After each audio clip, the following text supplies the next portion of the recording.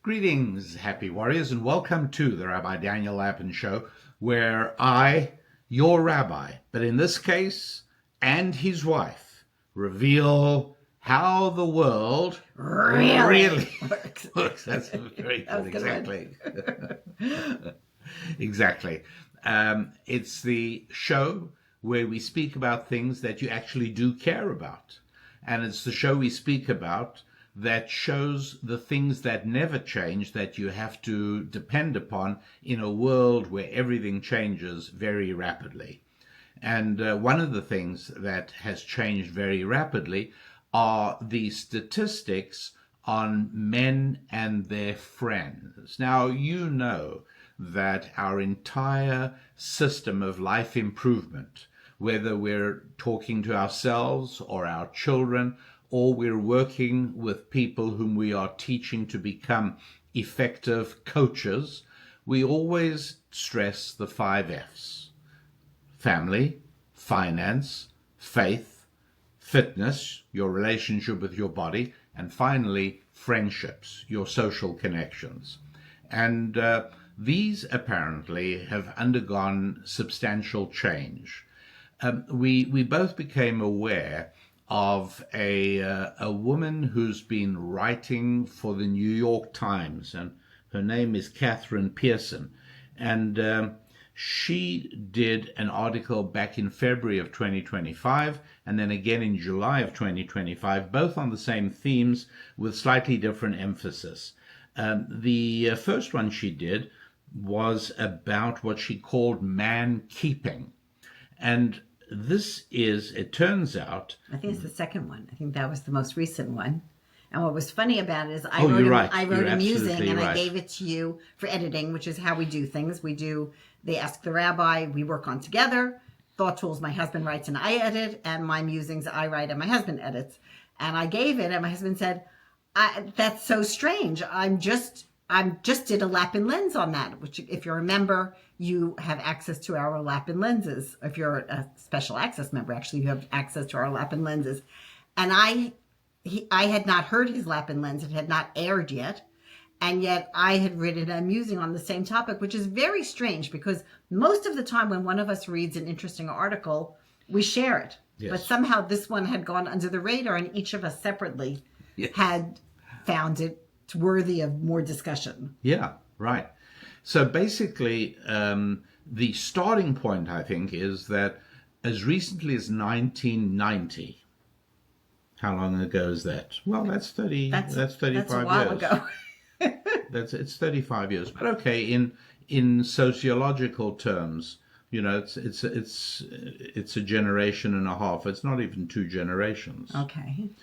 But as recently as 35 years ago, a tiny proportion of men reported having very few male friends. Like it was really like 2% of the population in America. But by 2024, it was coming close to 50%. So it was a huge climb, a vast increase in the number of men who don't have a lot of male friends. To the point that some have none, and many have 1 or 2. Yes, that's right. Now, you'll remember we recently discussed unintended consequences. Yes. And so I think the starting point, and in discussions with men, I've asked this question, and I've not had any guy yet push back on this, which is that a group of the dynamics in a group of men is entirely different from the dynamics in a group of men and women. And I'm not just talking about men being better behaved and more careful with their language. I'm talking about... Oh, that's long gone. Yeah, that's gone. But really a difference in the dynamics. And I stressed the importance of men being able to get together with men without women present.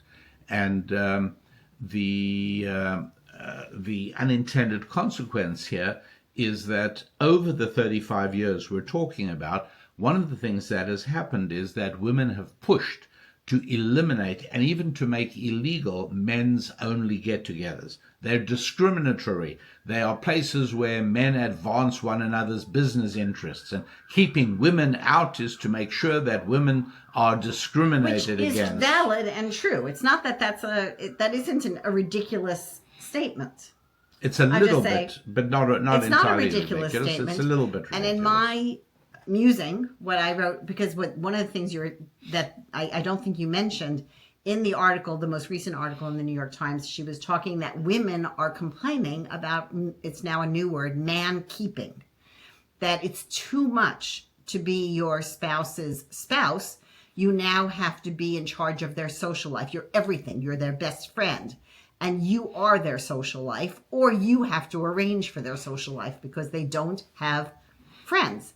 And so I think that's an important element of that. In other words, women are now complaining after having spent years, as you said, saying, we don't want you to have men-only areas.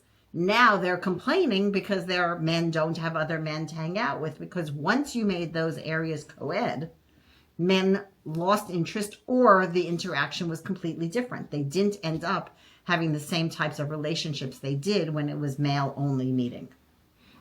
And there have been many examples. I think I remember when Rotary Club went mixed, used to be men. Now that may be one of those cases where there is a validity. It's if you want to talk about unintended consequences, one of the unintended consequences, there are many unintended consequences of encouraging women to see their life satisfaction as being out in the work world. One of the consequences is that it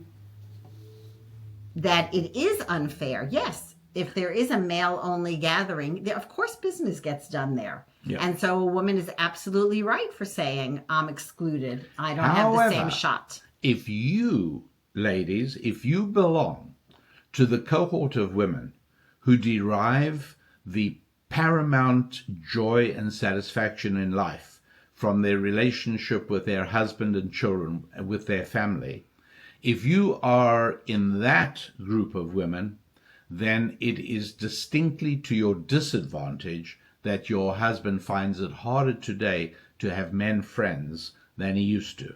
So let's talk for a moment now about why it is harder for men to have male friends.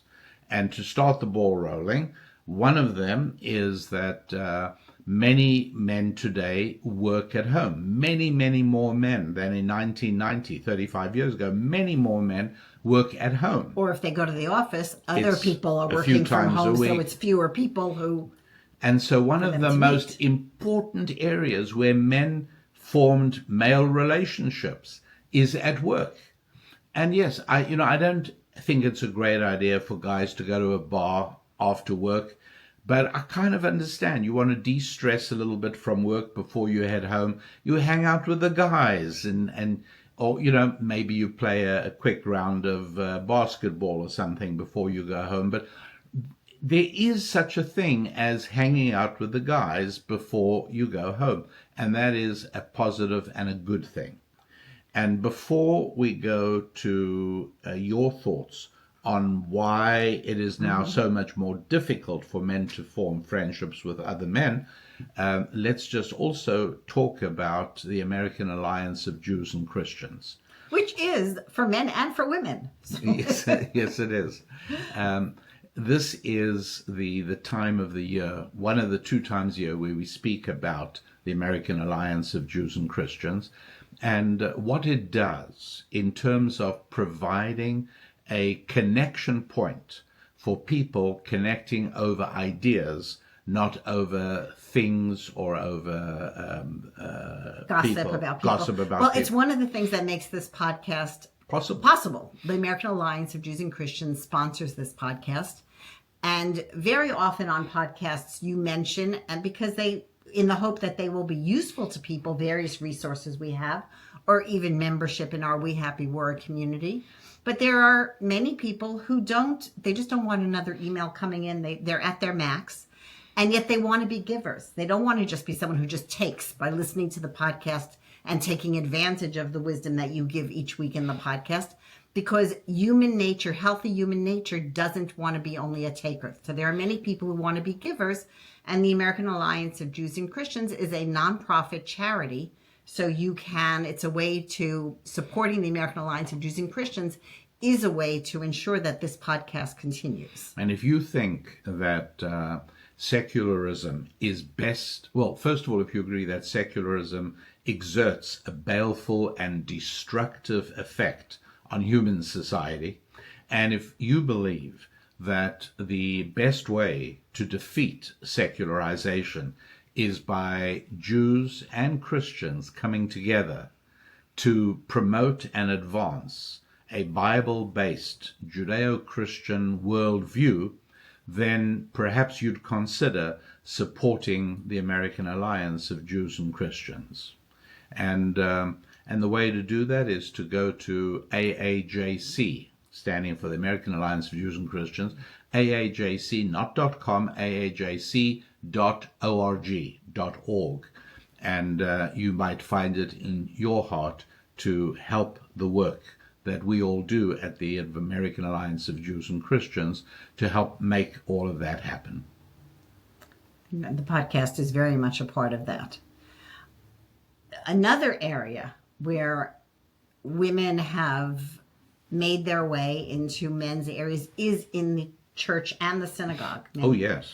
And that has been one of the fascinating things that happens is very often as women move into leadership positions, men's participation, not just as leaders, but even as participants, drops off. We know that. One of the differences between Torah true, normative Judaism, of which we are humble parts, and Reform or conservative Judaism, which isn't in the slightest bit politically conservative, but these are liberal groups who wanted to retain the cachet of being part of a Jewish community without any of the irksome Old Testament rules about how we eat and how we live and what we do and when we do it.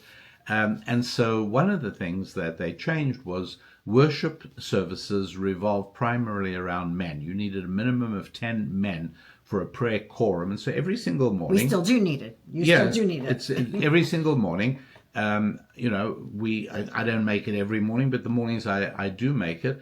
I will go to the synagogue, and there are either a minimum of 10 men there, and where I go, there's usually 30 or 40 or 50 men there, 6:30 or 7 in the morning.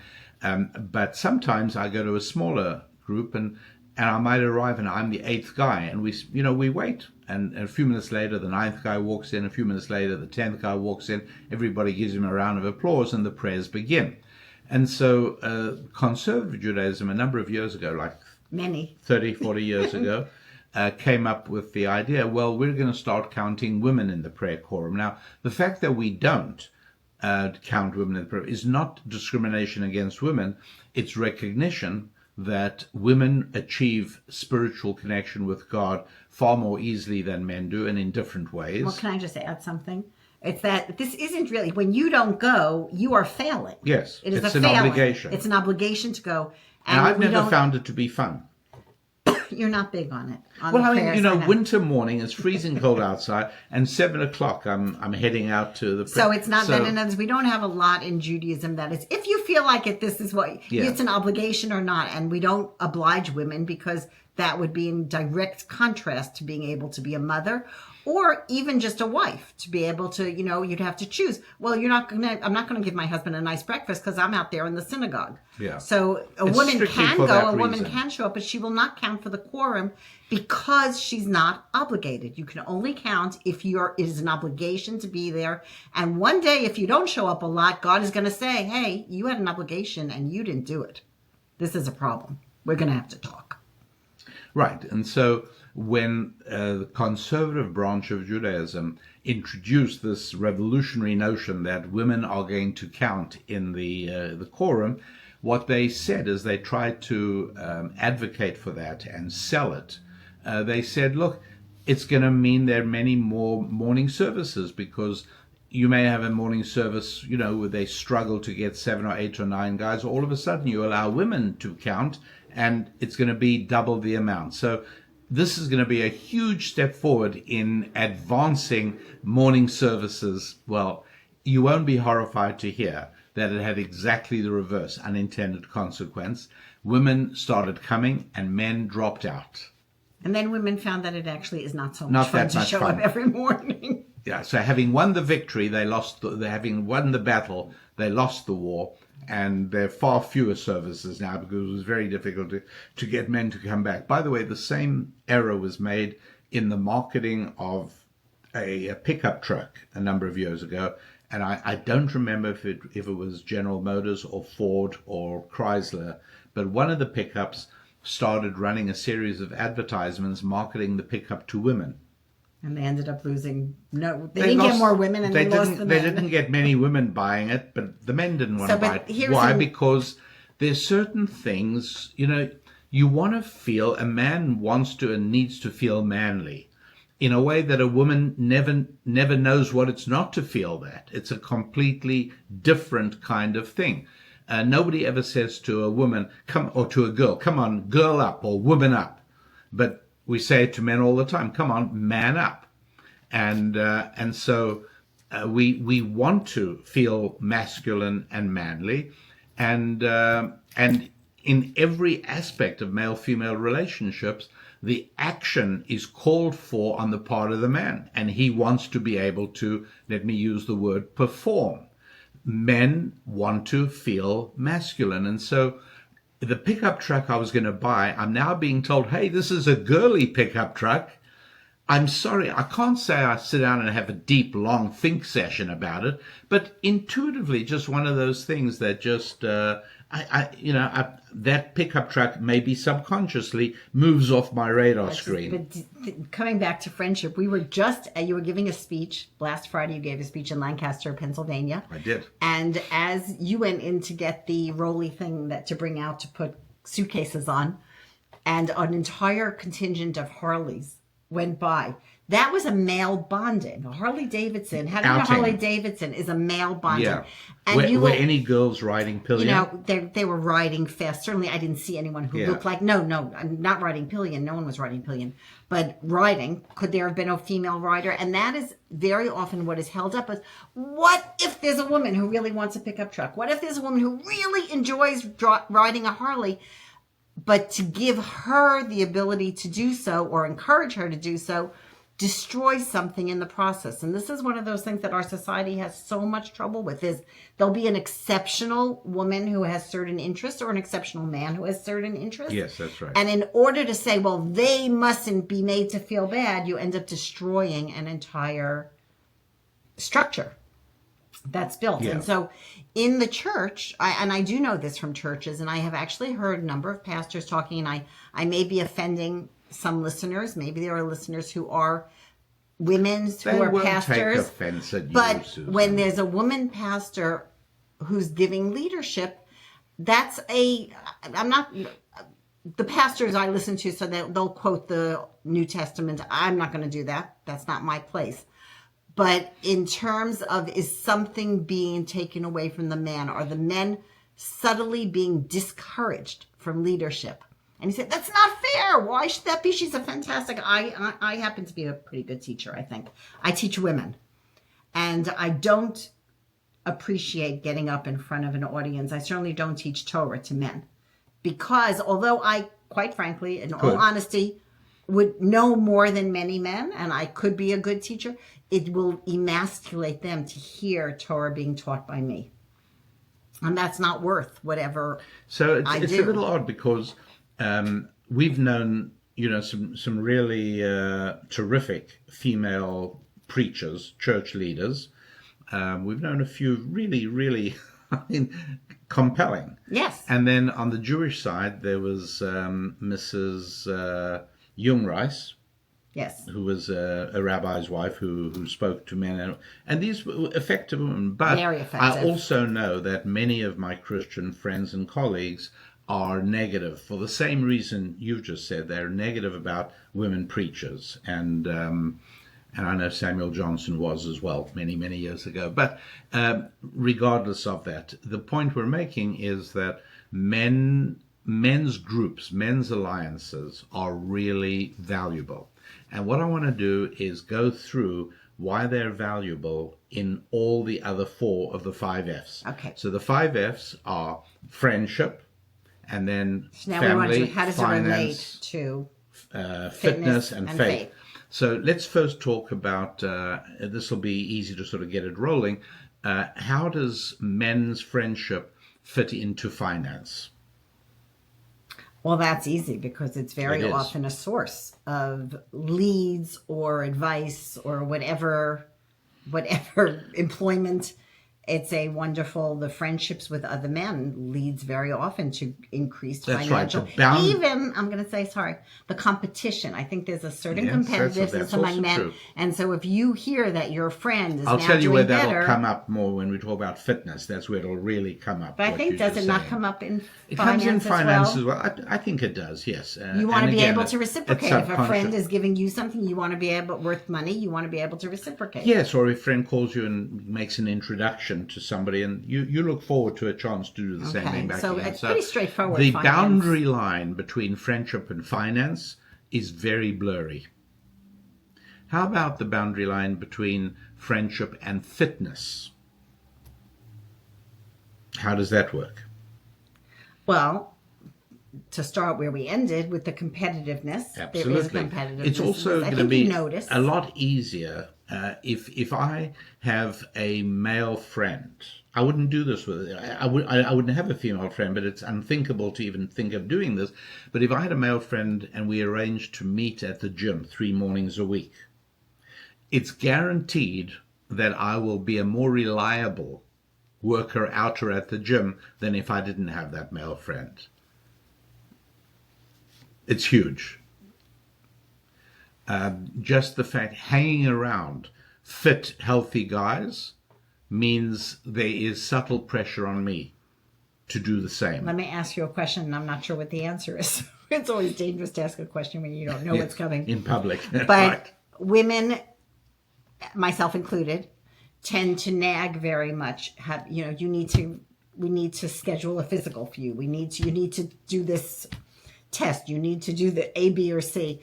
And it very easily becomes nagging that gets ignored. But if you had a male friend who said, I just had my ex tested and I really am so glad I did it because I found out this, that would probably push you more. It probably would, although I think very few husbands see that as nagging. I'm not quite sure why not. But I think, sometimes, you even take it into your own hands. You'll actually make a call and set up an appointment. I wish I could. If I had your full schedule, I would, but it's hard. You've done it from time to time. So I can't say that guys find that to be nagging. Okay. There are other areas of nagging. I'll do it more. I'll talk about it more. No, not talking. Then it becomes nagging. Well, if you don't act, until you act, I have to talk. Where it's a very specific action. We've got to see the dermatologist or whatever it is. But yes, many of those things would come more effectively and better for the marriage if it came from an outside friend rather than from a spouse. So okay, that's a big thing. So friends and fitness. Faith we covered a little bit, and that the faith worship is and Bible study and all of those things. There's a different feel to an all male group. There are different statements that people are comfortable making. There are different questions people are comfortable asking, and there's a different mentorship that you feel in a faith society. That there. Again, from where we come from a religious observant area of Judaism, it's just a given. It's just a given that there are going to be men only and women only spaces. Yeah, for sure. And it really works well. I don't think, again, you'll write and comment in the We Happy Warriors website. You'll let me know how you feel about this idea that men's groups are not only distinctive and different when they are without women, but that they are desirable. And yet, back again to the family area, one of the things that happens with men who hang out with other men is that all the men's testosterone levels rise. And that is good for their wives. It's a good thing. I'll just mention, because for many years when we had our synagogue in Southern California, there was a the introductory level Bible class was for men and women. And when you mentioned Rebbitzin Youngrice, who was a tremendous teacher, what she did for men and women was also introductory. In other words, it was people had to people couldn't hear, I shouldn't come with my wife when they don't know anything about it. Yes. But once, as you got to anything above the introductory level, the men and the women separated. Yeah, that's right. But that introductory level, that was valuable. And so to have in a men and religious women environment, like in our environment, I have plenty opportunities to hang out with men. Every prayer service alone is one all right on its own. There are very often Bible study classes. So in a way, this is again a division. Is it not? This is a division we wrote about in America's Real War back in the 90s. That the division in America today is most decidedly not between people of different skin color, not between men and women, and not between different income levels. The primary difference in the primary canyon through American culture at the moment is between people who view Judeo-Christian values as vital for the nation's survival, and on the other side, people who view Judeo-Christian values as primitive obstructions to progress. Because on this matter of male friends, and we've spoken how important it is in the interface between faith and friendship, and physical fitness and friendship, and finance and friendship. But the gap in America, I think, is between religious and non-religious people, because I think the opportunities for men to form friendship with other men they are more available to church-going people than to secular people. I agree with you, but I think that it goes beyond that. I think that that's a little rose-colored glasses, because I think the influence of what would have been clearly seen as something that didn't belong in a religious community 40 years ago is not so clearly seen as not belonging in a religious community today. So I think that if you would have asked my parents or your parents, should each of us, is it okay to have a friendship with someone from the opposite sex? They would have said no. Yeah, of course. I don't think that's clear today, even among people who go to church or synagogue. In other words, the society you do get affected by the messages around you. And so I don't think it is as easy to divide, Susan, as you say. All right. Again, it's a self-selecting group, I suppose, but I can't think of any of my pastor friends who would not speak against married people. Right, but again, that's the self-selecting group. What I'm saying is, when you say, how do you want to define, if you want to define religious as people who show up in church or synagogue at least once a week? Do you know any synagogue that we're familiar with where married men being friendly with women would be okay? No, but we are a very self-selecting. In other words, I think that you think the edge of what you would define as religious has moved to be a much, much smaller group. And by definition, I think this is a very big danger. It's very arrogant and hubristic and dangerous to say, I don't get affected because I am in this community. No, we do get because affected. You do. And the problems may be a little slower in coming. Sometimes recognizing the problem is slower in coming, where the secular society has already realized. And I'll give you an example. If we move now into the field of how the friendships affect family. So I think we opened this podcast talking about women complaining that they don't want to be their husband's best friend, right? Yes. Well, so now this is secular. These are secular women. This is in the New York Times. And by the way, just to clarify, I think when some people hear us say that, they're going to say, why would it say, my spouse and we are best friends? We should get back to that, but it's and so we should correct or clarify what we mean by that. So this We're article, not in any way diminishing the depth and power of your relationship.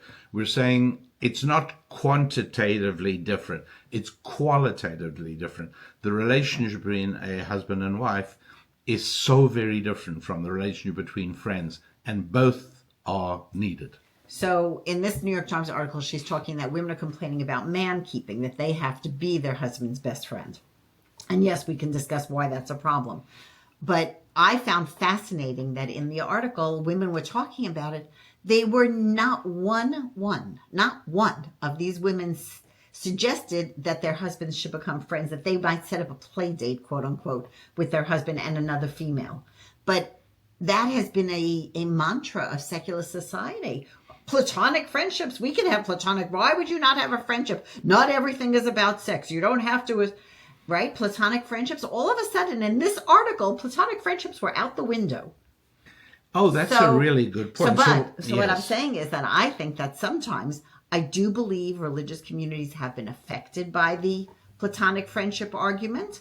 And in some ways, I think secular society may be coming to the realization, oh, this was really a bad idea. And it may take, meanwhile, we lag. Religious communities, just like they lagged in approving of platonic friendships, it's possible they'll lag in disapproving of them. Oh. So I said, to just make sure I understand your point, because if I do, it's a terrific point, which is that for years and years and years, all you read about, I mean, again, I regard the New York Times as a sort of secular, the face of Bible, the face of secularism, Bible, yeah. And certainly, you remember Dina scanned hundreds and hundreds of new, which I happen to have looked at yesterday. Yes. They were really well done. It's very helpful. But even there, I have news clippings speaking about how important it is to have varied friends, and that there's nothing wrong with men and women. It was encouraged for a long time. It was encouraged. And look at the show Friends, which of course was a huge cultural but we're talking about married people. I think the same thing for that's a separate podcast. That's a complete, but we're talking about married right now. And do you remember that hike we did to the waterfall in Washington State? Very much so. And what happened? So we were taking a hike as a family, but we came across a group of mothers with a lot of kids in backpacks. It was really sweet. It seemed like it was a mother's group. It was a mother's outing, a mother's group, and there was one man. Obviously a stay-at-home husband, and we both looked at the animated way he and one of the moms were interacting as they were making their way up the trail, and then I think we met them again coming back the other way. There was a big push at that point. There was such a big push. You've got to include the stay-at-home dad. It's not that they're so lonely. You must include them.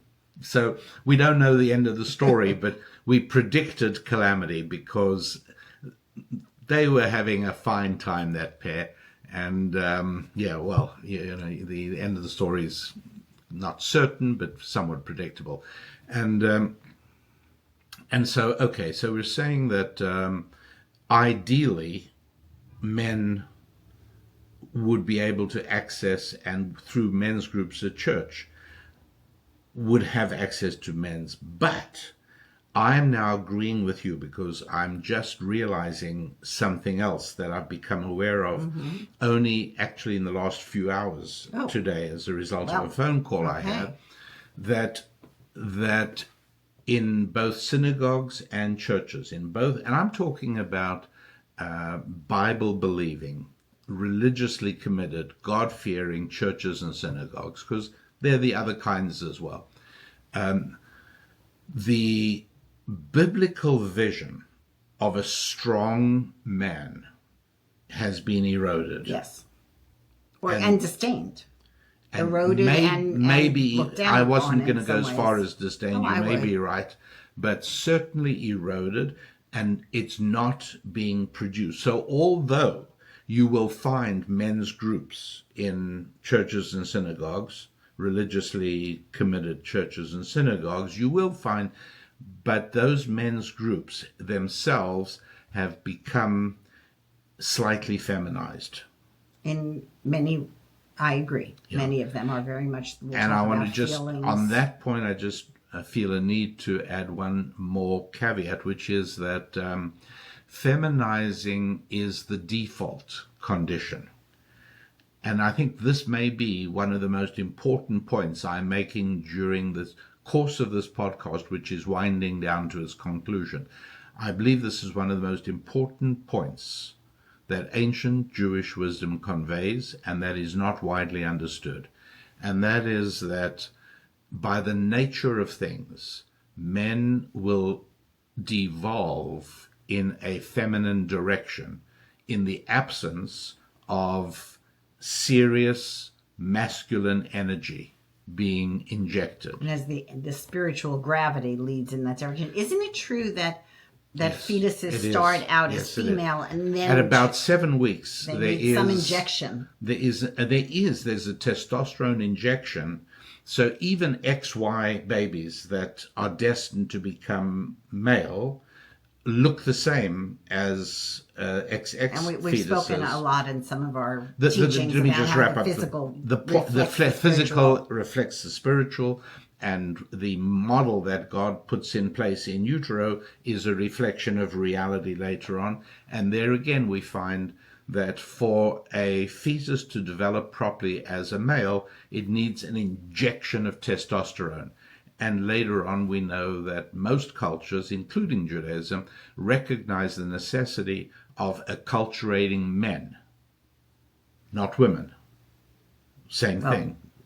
Exactly. We know that if you deculturating women lately, but yes, no, that's but right. In a natural, if you're not a very unhealthy society, girl will naturally, unless interfered with, which we are doing. But a man, if not interfered with, will become a weak and non-dangerous man.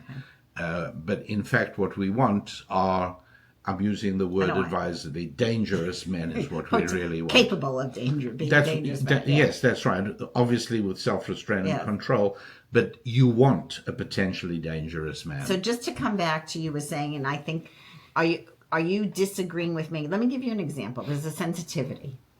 In other words, you're a married couple, right? But if you had all these friendships with women before you were married, there's a sensitivity that says, I'm not going to talk to her on Facebook anymore because I have to cut that off. And that's where I feel that when you say would married women still have a relationship or a friendship? In other words, I think, I'll give you an example just from our own life. A friend of mine passed away. Now that we pay a shiva call, we go to the house of mourning. Her husband was sitting shiva during the week immediately after the burial. There were no children, so he was the only one sitting by himself. I did not go by myself to pay that shiva call because I would go with you, or a few of us women went together, a few of her friends, which is what happened. That's how I did it. Because you might have found yourself sitting alone with him. And it would be, not that no one is suspecting that anything untoward would happen, but that there should be a sensitivity of, no, we don't have a relationship. Yeah. And we shouldn't. And I'm not sure that nothing would happen, not then and there, but when a circumstance of emotional intimacy arises, I think you actually have to make an effort for it not to develop and evolve. What I would say is that having been surrounded by a culture that says platonic relationships is fine, I don't think the minute you get married, all of a sudden you just tone off and say, oh, all these friendships that meant a great deal to me no longer exist. They must be turned off. They must. Well, we can go back. Maybe we would recommend not having them in the first place. Yeah. But I'm saying I don't. So when you're saying, I do think it has affected the marriages, that this concept of platonic friendships has affected, versus I want you to have male friends and you want me to have female friends. Yeah. As you know, I'm ceaselessly fascinated by Ask Auntie letters or Agony column letters. I think they haven't been called Agony column or Ask Auntie for about 2 generations. Dear Abby. Generations, you're behind the time. But so they're where women write in their questions. Now it's a therapist they write into, or they write into. Yeah. They write into the therapist now. I find them ceaselessly fascinating because one of them, on this topic, one of them is the woman, and I've seen several examples of that in the last year or two, where the woman writes in and says, how do I get my husband to see there's nothing wrong with me having dinner with a friend who we've been friends since I was 12, and just because I'm married is not a reason to end that friendship. A guy, obviously. Okay. Yeah. So yeah, we deal with that a lot. Okay. So, all right. So, bringing this in for a landing, is there anything else we've got to say about the interface between friendship and family? Well, if we wanted to go on and on, I'm not sure we shouldn't save it for the bonus podcast, just because I think the time is moving on. Yes. But specifically, so why do men need, what do men get? What is the value of male friendships? Aside, we sort of we said, okay, there's a value to your finances, to your fitness, to your faith, and to your family. But what really does, because a male friendship and a female friendship very often, two women or two men, look very different. Always they're look not very just different. they're not just, with Yes. different participants. They actually, and I thought maybe in the bonus podcast it would be interesting to look about how to recognize and how to cultivate male friendships, which is a very, very different way than recognizing and cultivating one of the female things we'll friendships. talk about in the bonus is an evolutionary biologist at Oxford, and I never agree with those guys, but they're always interesting. He discovered, and this is something we've been speaking about for years and years, but he actually independently came up with this as well. And he said that when men interact with men, it's most often more a side-by-side interaction, whereas when women interact with one another, it's more often a face-to-face. Now, we're going to talk more about that in the bonus podcast for members of the We Happy Warrior community. Which we hope you are. We hope you'll join us there. And maybe we can just remind people, please help keep this. If you find this a valuable podcast, do help us out at American Alliance of Jews and Christians, which does promote this podcast and so much more of the work that we do. So head over to www.aajc, American Alliance of Jews and Christians, aajc.org, and see if your heart leads you in the direction of associating with us in terms of finances as well. So until our next podcast, which actually is going to be somewhat related, next week's podcast, if I'm fortunate enough to have your participation, we're actually going to be talking about women's friendships. We spent most of today talking about men's friendships. Am I right about that? Can I get a commitment on that? Yeah. All right, great. That'll be next week. But until then, wishing you a journey climbing onwards and upwards in your families, your friendships, your faith, your finances, and your fitness. I'm Rabbi Daniel Lapin. And I'm Susan Lapin. And we say to you, God bless you.